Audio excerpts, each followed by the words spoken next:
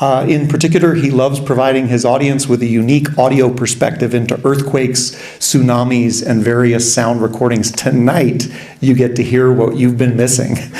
Dr. Milton Garces, welcome. Woohoo! Are we going to do that? Put this on. Thank you so much. Thank you. So we're going to expand our sense of hearing into a realm that we're not used to listening at, but we're used to sensing. We sense it almost palpably. It's a tactile sensation. Anything below about 20 cycles per second, we lose the sense of tone. It turns into a sense of rhythm. And it gets deeper than that. It's almost like a deep beat, right? So I'm going to be talking about timescales and the inverse timescales that we call cycles per second. And just for a reference, 2 cycles per second is about 120 beats per minute, which is a pretty hopping swing team. So time and sound all together, this is how we perceive tempo. And so going back to the network here in Hawaii, we have a station in Kona. This was followed by a station in the backyard of one of our colleagues in the volcano area. And then the Hawaii Volcano Observatory also installed 2 more stations near Kilauea Volcano on the slope of Mauna Loa. And what's the aim? If there's a volcanic eruption in the Kilauea ongoing right now, we can use 2 of the stations to point back to it. And if there's one in Mauna Loa, we can use 2 of the stations to find out where it's coming from. So this allows us, because we can tell direction, to identify different sources of eruptive activity on the island to monitor the whole region. So this is going to be an interesting exercise. So as you might all recall, the Halemaumau event is a recent situation. And it was preceded by a cracking of the ground and a parting of the earth and the fountain of fire. And then this new crater was born. Well, this became an inspiration. I got a chance to work with a musician who made a percussive piece out of it. And part of the beauty of the birth of Halemaumau is that it's a very musical type of experience. Now, I'm going to put this microphone on the speakers because that's how we figured out this is going to work.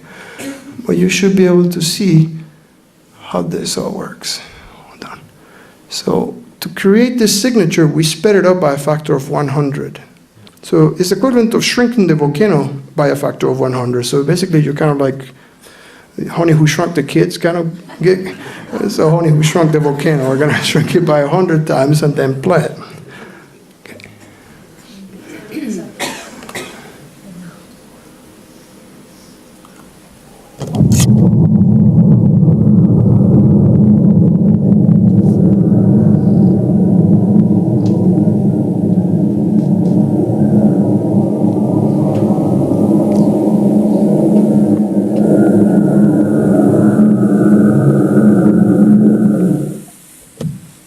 Again.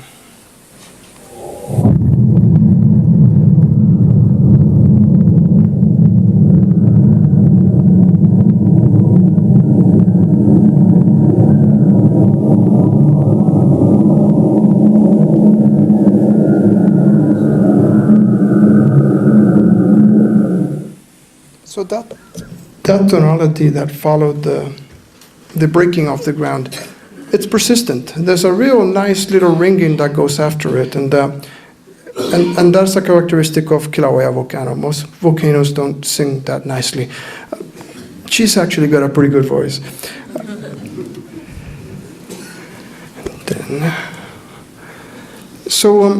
This is a bit of a complicated plot. Before Halemaumau was born, the whole Pu'u'o'o crater complex collapsed. We just kind of got flushed down. Then again, the ground parted and lava came out in the middle. And what was interesting about this episode was that we could track it. And remember, I mentioned that with the sensor systems that we have, we can point where things are coming from. So we have an array sitting upslope.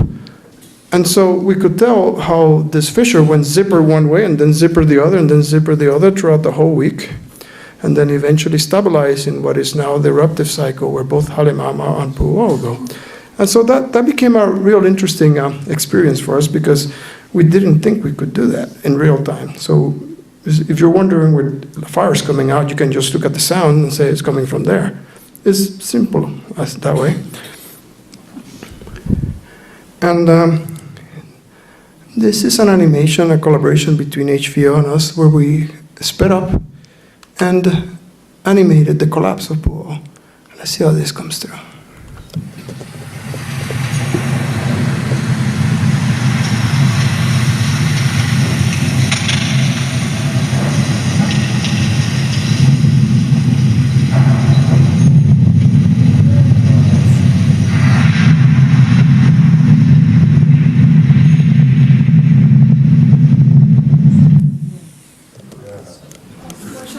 Yeah. Again.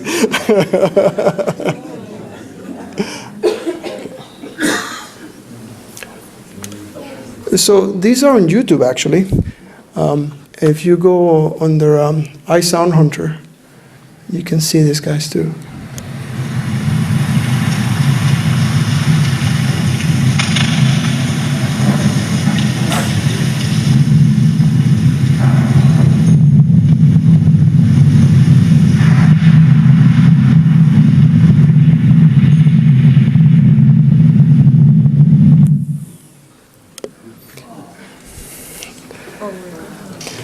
So that happened. And then we got busy trying to figure out what's going on. And now it's status quo. And shortly after that, we worked with the Hawaii Volcano Observatory to build more stations so we can cover all types of eruptive activity potentially on the islands. And so this is where the other stations came through. So let me show you some other things that we had. In 2013, we had a nice crater. Maybe if you're lucky, you've seen some of this, where a chunk of the wall comes down and then basically triggers a burst. And so what you can see here is what that would look like. And this is going to get weird again. How good? Here you go. You can see the detection in the nearest station, and then as it moves away, you can see a time delay because sound takes time to travel. And so the time difference between here and there is the difference of the speed of sound from one station to the other. And that is a limit on how soon you can get information from acoustics. And seismic in earthquakes, it's a factor of 10 faster. And on the water acoustics, a factor of 5 faster. So sound is relatively slow, but when things happen near the surface, that's the best way to get information out of it. So we figured, okay, so let's build an app for this. Why not, right? Everybody's doing it. So if you go to the App Store right now, and if you type infrasound, and you have an iPhone, then you own iPod Touch, you can record infrasound in your phone. And this is something that's previous to the iOS 6 we could not do. And we found the magic switch to allow your microphones inside your phone to actually record infrasound. And then if you want to analyze it, you just pick up another app and use your phone to process it. And so, prior to this, you had to pay $10,000 for a sensor and $10,000 for a data acquisition system to do this kind of work. So now we're trying to build tools for anybody to be able to do this, to collect the data, to collect information. And so moving forwards, we worked with the Hawaii Volcano Observatory and said, well, can we just put this in your office? They said, okay. So this is the Hawaii Volcano Observatory, just down the road. Those of you who have seen Halemama crater in all its glory know where this is. It's right around the corner. And we deployed an array in our friends' offices. We use the Wi-Fi. These are iPod Touches, by the way. They're not even phones, right? They're like music players. And we turned them on and waited because things happen. And things happened. Let me see. Let me find my mouse again. It's temperamental. No. Mousey, mousey, mousey, mouse. Where it is? Has anybody seen my mouse? Yeah, I can't find my mouse. It's black on black, right? Oh, there it is. Come on. Where are you? Ah, there it is.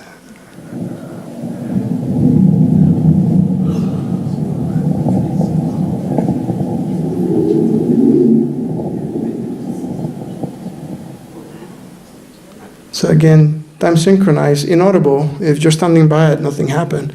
But if you speed it up and you use the time lapse and you synchronize everything, there it is. That's what it would sound if you shrank the volcano.